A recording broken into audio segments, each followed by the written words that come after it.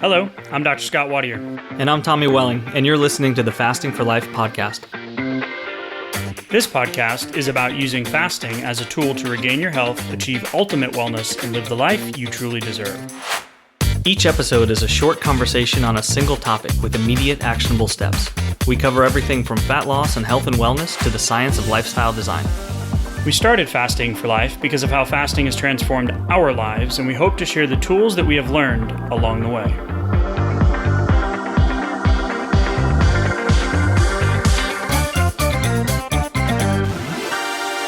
Hey everyone, welcome to the Fasting for Life podcast. My name is Dr. Scott Wadier, and I am here with my good friend and colleague, Tommy Welling. How are you, sir? I'm doing great, Scott. How's it going? Awesome, man. I love questions. Now, that is kind of crazy to say since I have a 3-year-old and they average about 4 million questions a day. But why? Why? Yeah, why, right? Why? But why? Because I said so. So makes me realize how little I do know about life.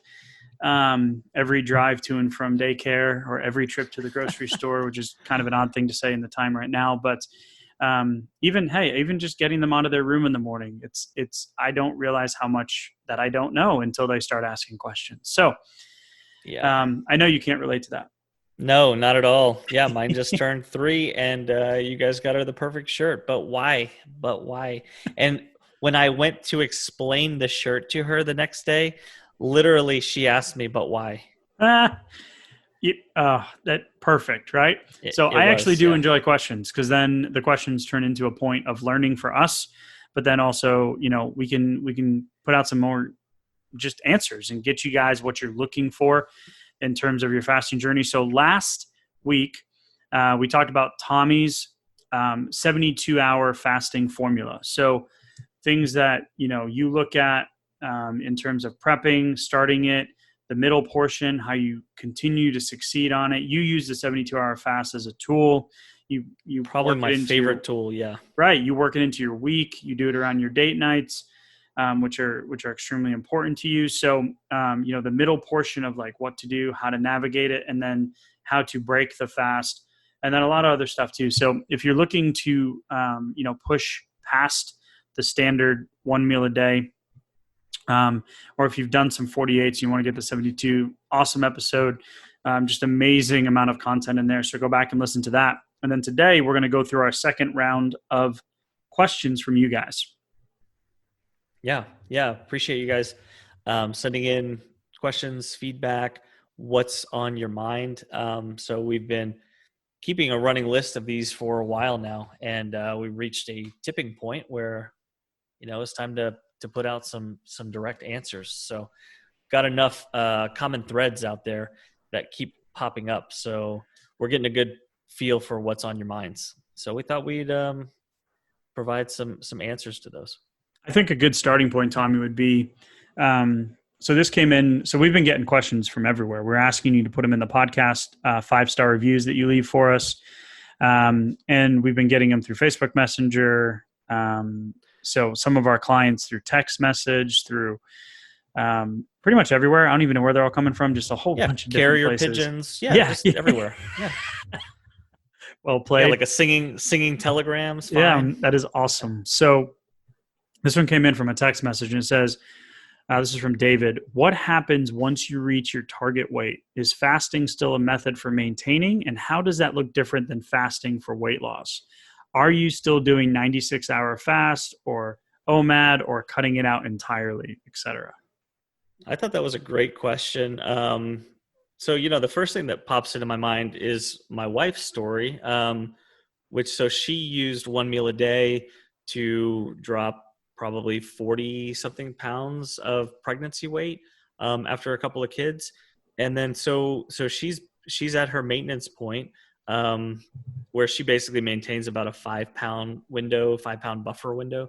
And she uses 1 meal a day. But so what she did to tweak that 1 meal a day was she bumped it up to 2 meals a day, usually 3 or 4 days a week, whereas she used to do that 1 or 2 days a week. So that seems to do well for her, depending on her calorie output, how the day looks. Some days where she was planning on just having one meal, she has a second meal, or she has a smaller second portion that day. And then so she's just kind of fluid with it and probably averages 1.5 to, maybe 1.75 meals per day throughout the week instead of just one. So that works for her. And I think that's a good method to tweak.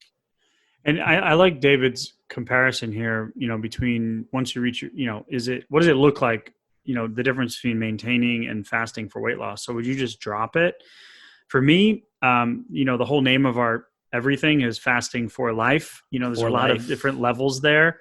It's to improve your quality of life, to regain my health, get my life back. But I'm going to be doing this forever because it's so powerful on a physiological level. So, I've been maintaining, for a while and going to make a final push down to the ideal body composition. That's a different conversation, but I like, and this is where the mastery, and you're just speaking to it with your wife, and she's figured out what works for her, what works for her schedule, what works for having 2 kids at the ages she has. So for me, I know right now that I am a 1 meal a day guy. I don't like eating breakfast. I just never have. Lunch, I'm usually running around doing stuff in between meetings, in between locations, working from my home office, my wife's office, running out, getting the dog food that we forgot to get the weekend before. Like the middle of the day for me is usually transitional. And I love dinner with my kids. So I like being in the kitchen, cooking, even if I'm not eating that night, prepping, being at the dinner table, saying my 3-year-old daughter says grace every night. It's so adorable. And it can be absolutely chaotic and crazy and screaming too. But I like the dinner with everybody. So I like to think about it this way: is fasting from a physiological standpoint has so many benefits for overall health that I am never going to stop. It's not about the weight loss at that point. It's about the health impact and about the simplicity and control for me. Yeah. And, I in other conversations with David, he mentioned how fasting kind of empowered him through, I think he probably had like 20 pounds that he wanted to lose, but, getting into his late 20s, he wasn't sure why he couldn't drop it. Whereas, he had been able to drop it so many times in the past. And when we started talking about fasting, he said, wow, like it's crazy because it just automatically prioritizes everything. Where if I'm only eating 1 meal a day, like I'm really enjoying that meal, and I don't have to worry about, oh, well, should I not go to that social gathering? Or, maybe, oh, they're going to go out and, have a beer, but I'm calorie restricted and I'm over on my calories for the day. Like, no, I'm just having the 1 meal a day. I don't have to overindulge, but I don't really have to miss out on anything either. Like, it's just a perfect solution.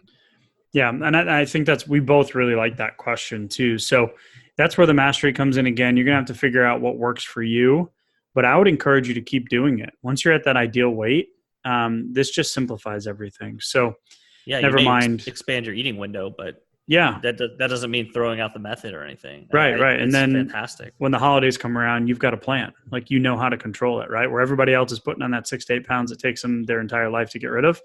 Right. You just navigate it and you're like, yeah, I'm good. Had Thanksgiving yesterday, not eating today, so it just gives you so much more flexibility. So, really appreciate that question, David.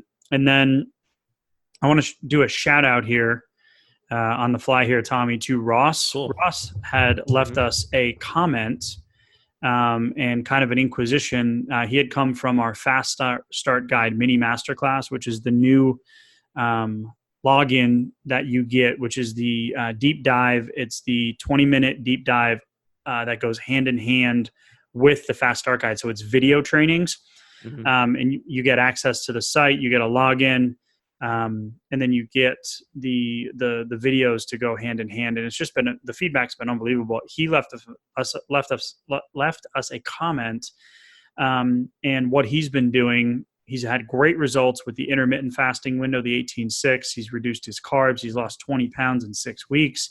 Nice. He hasn't felt this good in years. So I want to give a shout out to Ross because you are killing it, my man. And then this is my favorite part. I'd like more information on how to complete longer fasts, 48 to 72 hours. Perfect. Boom. So we just last week, right? So Ross, by the time you hear this, you might have already listened to it, but shout out to you. You're killing it. Let us know what else we can do to help you along the way. Glad you enjoyed the mini masterclass. And that's the man. I don't know. You're bobbing your head right now. Like that's why we do this, right? It's powerful. I mean, and I just, it brings me back to, let's see, it was a little over a year ago before I had done my first, 72. So remembering that feeling of how do you actually do it? How do you make the rubber, meet the road? And if you don't have someone else that that has personally gone through it, like that's why we're here. That's what we're doing, because that's what we needed to get it done. So we know everybody else does too. Right. Awesome stuff. So just scanning the list here for the Q&As that we have. We have a couple questions that really, and this is something we get often, so I kind of want to group a few of these together, but I'll give the origins in just a second.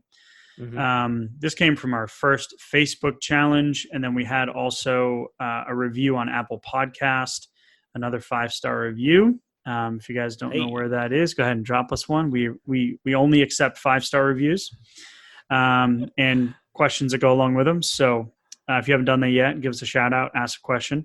But this comes from Buna Bib, and it's always fun trying to say the names. Buna Bib. And so a couple questions around food, right? So the challenge question from Lisa B was, I'd like to know more about meal plans during the fast, right? Mm-hmm. And then the second one from Buna Bib on that podcast review was, do you guys pay attention to macros at all? Many fasters are nuts about keto. You guys mentioned whole foods, but not macros. Do you just feel more hungry if you also eat carbs while feeding? So lots of little things to unpack there. But when it comes to meal plans, we really keep it simple. Yeah. And it's how do I put this? It's balanced, it's smart, and it doesn't fit one indoctrinated viewpoint of low carb, keto, Atkins, insert any name, reverse dieting, whatever. It doesn't really matter to us as much. Because paleo, because we all know that the apple is actually healthier for us than the donut, right? So we all have a lot of knowledge about what healthy foods are. So we're not really into now I do lean more keto and low carb because that works for me. I've done some genetic testing where my body does not process carbohydrates well. Well, that's insulin resistance. But apparently my genetic material too doesn't really like it, where my wife operates better on more of like an even, and this is where the conversation of macros come in. She does better when it's like an even split between fats, carbs, and protein. So those are your macronutrients. Your micronutrients are different. Your macronutrients come from food. So fat, protein, and carbohydrate. I do better on more fat, low carb, moderate protein. She does better on kind of even, a little bit less fat, more protein, and more carbs. So it just depends. And that's why this question is so hard to answer. So we just start with the point of fasting is to clear the system, caloric deficit, remove the glycogen from the liver, allow the body to heal, balance the hormones, all those benefits, right? So keep it simple when it comes to meals, and just use common sense. We know, again, eat the apple versus the donut. Not saying you can't eat the donut, but we know what's healthy. Right. And we're sitting here, we're talking about fasting. We talk about a 72-hour fast. If you're at your ideal body composition, you're probably not thinking too much about your next 72-hour fast. I mean, there are some exceptions to that, but if you're doing that, a longer fast, you're probably looking to drop some pounds, get the insulin levels low, and start healing yourself, right? So what we try not to do is focus too much on the nitty gritty of the macronutrient profile of the meal for your one meal a day. We have some general concepts. Focus on healthy fats, lean protein, reduce the refined carbohydrates. It's all there in the Fast Start Guide. And the reason why we do that is because it's really easy to get lost in those little details that you can become obsessed with them. And if you were just more worried about doing your daily one meal a day, 22 to 24-hour fast, you would fast forward, you would get the results that you wanted without spending all the time worrying about the nitty-gritty details. So just focus on the whole foods, doing what's right overall most of the time, and you're going to get there.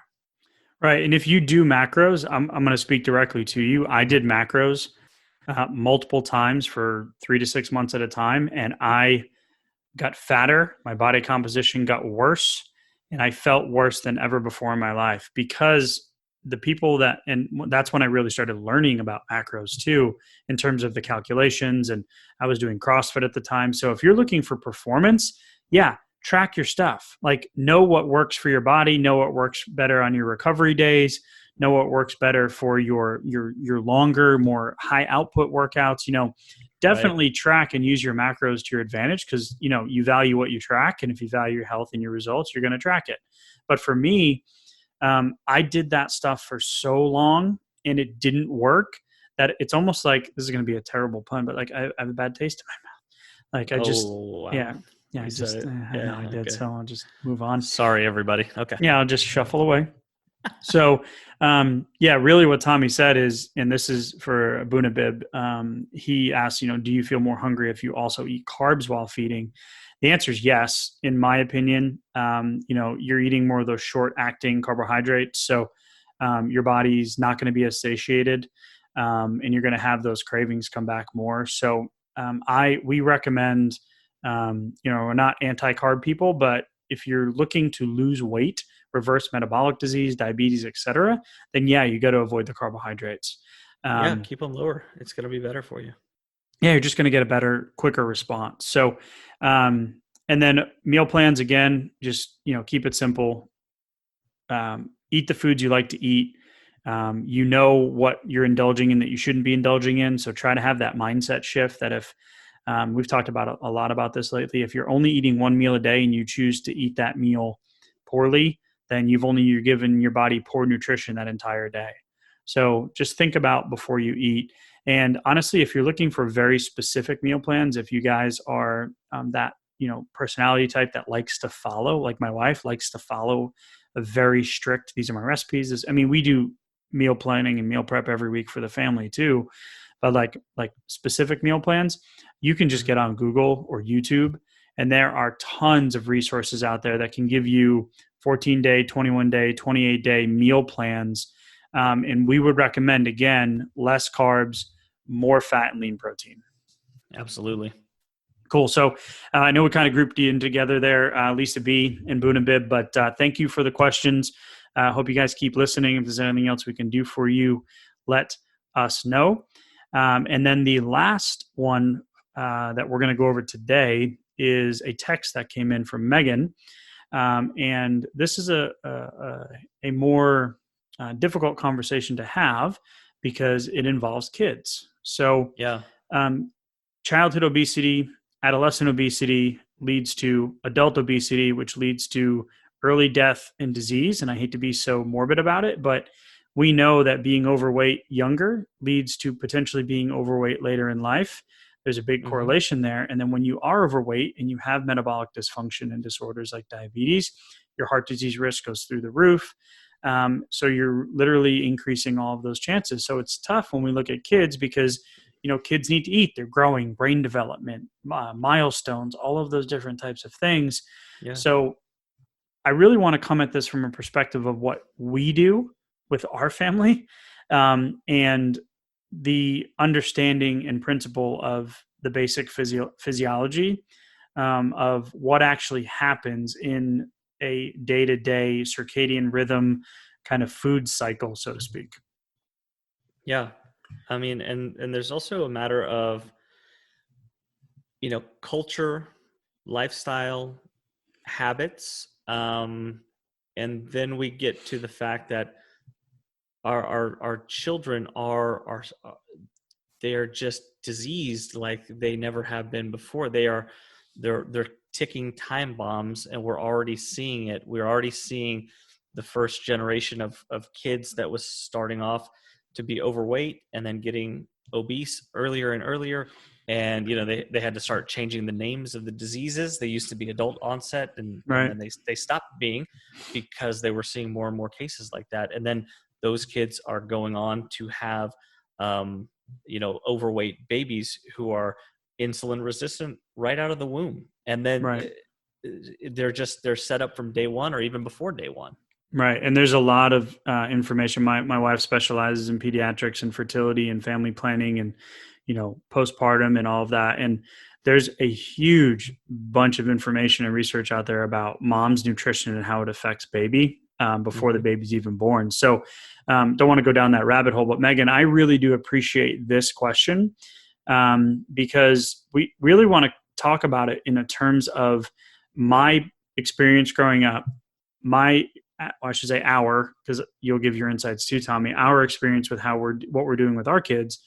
And then what I've helped families do, when I was in clinical practice, but really looking at it from a nutritional standpoint and not just a food standpoint. So how can we give their bodies, their little developing bodies, what they need in order to have that balance out before it becomes a greater problem. So, kids need to lose weight. Yeah. If they're overweight, I encourage them, the parents, to take some action and help them with that.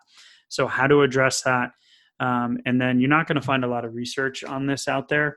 So again, just talking more about nutritional principles and kind of some action steps and what we can do to help. Yeah. It's almost scary or just shocking how little research is out there. You try to say, okay, well, are there any gold standard studies done on kids and reversing metabolic disease for them? But there's very little adult research on a lot of the things that we talk about. So the kid research is just incredibly, just limited. scarce. Yeah. So I want to go back to me growing up, right? So it was eat your breakfast, finish your plate. That's all you get. And my parents are loving, amazing individuals. Like, they are unbelievable. So I'm not going to paint them in a picture. I grew up in this dictatorship, kind of situation. Like, we were nicknamed the Brady Bunch by all the neighborhood kids. Like, my parents are fantastic. They're just amazing. But when it came to food, they grew up with very little, right? So it was always finish what's on your plate. This is what we're having. And if I ever came home from school and tried to reach for a snack out of the cabinet when dinner was being prepared, that would not have gone well. So a couple of things you can do in terms of controlling, because a good friend of mine who practices with his wife, and they have a huge, impactful practice, health center in Jacksonville. I'll give a shout out to Dr. Aaron and Zach Zovath. I got on the phone with him one day. They have kids a little bit older than ours, and they, go to daycares and stuff. And he said, you control what you can control. And I said, well, wow, okay, that's powerful in every area of life. But because I was talking about daycares, we're having trouble with this one place that my daughter was going, not currently, where we weren't allowed to bring her own snacks anymore. So Zach said to me, he's like, well, just supply food for the whole school. Church isn't going to say no. And I was like, He's like, control what you can control. So for moms and dads out there, I understand, like, I have a 3-year-old. One day she loves this. The next day she hates the exact same thing. And you're like, what in the world just happened? So control what you can control, and their little bodies know.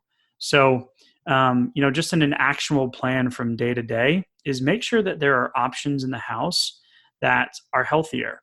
They may want the Cheetos, but I guarantee they'll eat the apple with almond butter once they give it a try. So little things like that in terms of, good replacements. If you don't have the junk food in the house, then they can't eat it. And I'm not insinuating, Megan, that, you have, a cupboard full of that stuff. But I know when I go grocery shopping, I don't go to the middle aisles very often. When Quinn has goldfish, we actually have made them at home for her class, which is extremely tedious. I wouldn't recommend doing that. Or we found a more healthy alternative, right? So once you start diving into this, you can find healthy replacements for a lot of the standard popcorns and Cheetos and Doritos. And I know we love the Siete chips, which are some of the best tortilla chips I've ever had. So really encouraging the replacement, not the removal. Because if you restrict, I know when I was a kid, my mom said, don't do something. I was like, okay, yeah, I'm going to do That's that all I times want to 10. do. Right. That's right. it. That's So all I want. a little perspective on that. And I know there's not like a huge actionable thing there, but it's in terms of like, should kids fast? We'll get to that in a second. But really the nutritional side of thing is when the body is getting what it needs, reducing those processed foods and those foods laden with chemicals and, colorings and all that kind of stuff, their body's going to be able to better to handle it. Yeah. And speaking of food choices, empower your kids, get them involved in the choice. Huge. You may be really shocked at how much they might want, some freshly cooked, meat instead of some, I don't know, a cheese Lunchable stick. or a cheese stick or just something processed, the bag of chips or whatever Right. it is. Like that stuff just tastes better. They're, they might be used to grabbing a quick snack, but they can appreciate, good tasting food too. So they'll make a whole food option. They'll make that choice sometimes as well. And I'm just going to come out and say this right now, as I'm reminded every day that I interact with my wonderful 3-year-old. One of the sweetest kids in the world, but I am biased. But I'm reminded that I'm not great at a lot of things when it comes to being a parent, right? Multiple failures every single day. So when we're talking about this stuff, Megan, we're really trying to come at it from a compassionate standpoint of, what are some things that we can talk about, to replace, to encourage. And I would just Google, healthy snacks for kids or creative snacks for kids. Everybody's got a food plan, a blog, a Pinterest. My wife and I spend half my time on Instagram when it's not business related is sending my wife cool ideas that we can put in our daughter's lunchbox. Like, I don't know what the heck I'm doing, right. So luckily we've exposed our kids to a lot early on. So like Xander now is eating liver pate. We give him salmon. Yeah, I know. Tommy, I've seen what your kids eat. You've got some more natural stuff. I was restricted as a palate, and my wife can speak to this because she deals a lot with this. A restricted palate as a kid is you've missed the opportunity. Yeah. The kid that only wants chicken fingers or French fries. Well, duh, everybody wants chicken finger French fries, but their palate hasn't been exposed. And when babies make that face at a young age, it's not that they don't like it. It's the texture. It's a textural response. So, if you have younger kids, for parents out there, introduce them to foods that you don't like, right? Things that you don't, I hate seafood. Okay, well, there's a lot of value in a wild caught salmon, So just some other things to think about. Get on Google, get some resources. And I just want to talk about Quinn's timing of eating, because really the question is, can kids fast? Right. And my child fasts, not by design. Mm-hmm. So do mine. Yeah. They just do it. Yeah. They do it when they go through growth spurts. They do it naturally. It pumps out the growth hormone. They know when to do it. They will start piling in the food before a growth spurt. All of a sudden one day they're the pickiest eater of the world, or they're just like, no, thank you. I'm just going to play. You're like, well, wait a minute. Normally you just piled in the food this time yesterday. Right. Yeah. Well, I don't want it today. And then all of a sudden, a few days later, they're like half an inch taller. Right. And you're like, wait, what? Lean. Yeah. And they're asking, but why? And you're like, no, slow down. Quinn, she was going to, my wife practices. I was in practice. I now have, consulting and then the fasting stuff. So our schedule is very different than the 9 to 5, but we have a couple of places that she goes to school. One's a Spanish schoolhouse. This other one was the LPS, but they've obviously shut down for the rest of the year. We used to get up and have to get her out of her crib at 7:30 and get her downstairs, and we'd have to cook eggs, and we make these little Applegate Farm sausages, and we'd have fruit, and then she wouldn't take a bite. And that just adds 15 to 20 minutes to the process. So now we just have healthy stuff ready to go. And if I'll ask her in the morning, older kids, teenagers, attitudes, I have no idea what to tell you. Probably get them, like Tommy said, involved in the process and the decision-making, take them shopping, teach them.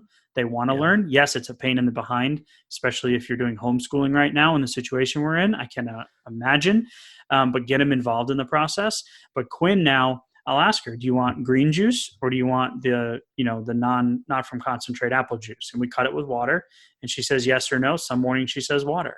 And I said, okay, do you want a baby snack on the way to school? And some mornings she's like, yep, I want cheese balls. And I'm like, no, we don't have cheese balls. And we actually do have a vegan cheese puff, right? That's like super healthy.